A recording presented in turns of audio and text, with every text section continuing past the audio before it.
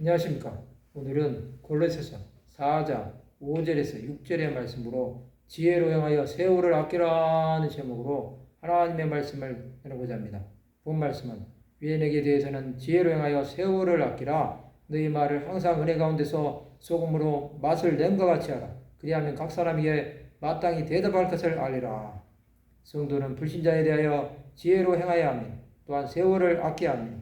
성도가 시간을 낭비하는 일은 어리석은 일입니다. 성도는 세상 일로 시간을 보내서는 안 됩니다.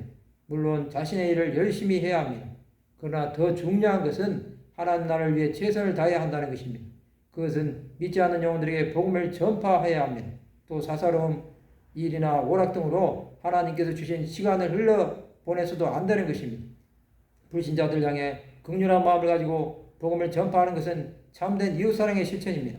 또한 말을 항상 은혜 가운데서 소금으로 맛을 낸 것 같이 해야 합니다. 우리는 소금으로 적절히 간을 하듯이 은혜로운 말을 해야 합니다. 우리는 아무 의미나 가치가 없는 농담이나 웃기는 말, 허탄한 말을 삼가야 합니다. 또 진실하고 선한 말, 상대방에게 유익을 줄 수 있는 말을 해야 합니다. 그리하면 각 사람에게 마땅히 대답할 것을 알게 됩니다. 우리는 말에 온전한 사람이 되어야 합니다. 많은 사람을 살리기도 하고 죽이기도 하는 것입니다. 야고보서 3장 6절에 보면 혀는 곧 불이요 불의의 색이라.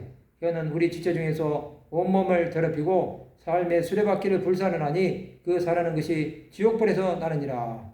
예수께서는 비판을 받지 아니하려거든 비판하지 말라고 말씀하셨습니다. 성도들은 모든 생활에서 믿지 않는 사람들에게 본이 되어야 합니다. 그렇지 않으면 하나님의 뜻이 무엇인지 깨닫지 못하는 것입니다. 세월을 아끼는 성도는 때가 악함을 아는 것입니다. 이 땅 때는 하나님의 시간을 향해 가고 있습니다. 우리는 그 시간을 멈추게 할 수 없습니다. 다만 하나님께서 주신 시간 동안 하나님의 일을 행해야 하는 것입니다. 우리는 말로 많은 사람에게 상처를 줄 수 있습니다. 우리는 말이나 행동이나 그리스도의 향기를 나타내야 합니다. 우리가 예수 그리스도를 따르는 삶을 살 때 세상은 우리를 통해 하나님의 살아계심을 보게 될 것입니다. 아직도 세상에서 시간이 많다고 생각하며 사는 분들이 계십니까? 그렇지 않습니다. 하나님 우리를 언제 부르실지 알 수 없습니다. 우리는 지혜롭게 행해야 합니다. 이 세대를 바라보며 하나님의 마음을 가지시기 바랍니다. 하나님은 우리가 끝까지 하나님의 뜻을 알고 그 뜻대로 살아가기를 원하십니다. 예수께서 우리에게 주신 하나님의 사랑으로 많은 영혼들을 섬기는 삶을 살아가시기 바랍니다. 예수 그리스도의 사도들은 박해를 당할 때 성령께서 주시는 말씀으로 승리하였습니다. 우리는 세상에 속하지 않았음을 알아야 합니다. 항상 주 예수께서 우리에게 대답할 말을 주시기를 기도하시기 바랍니다. 그 말씀으로 많은 영혼들을 살리는 하나님의 사람들이 되시기 바랍니다.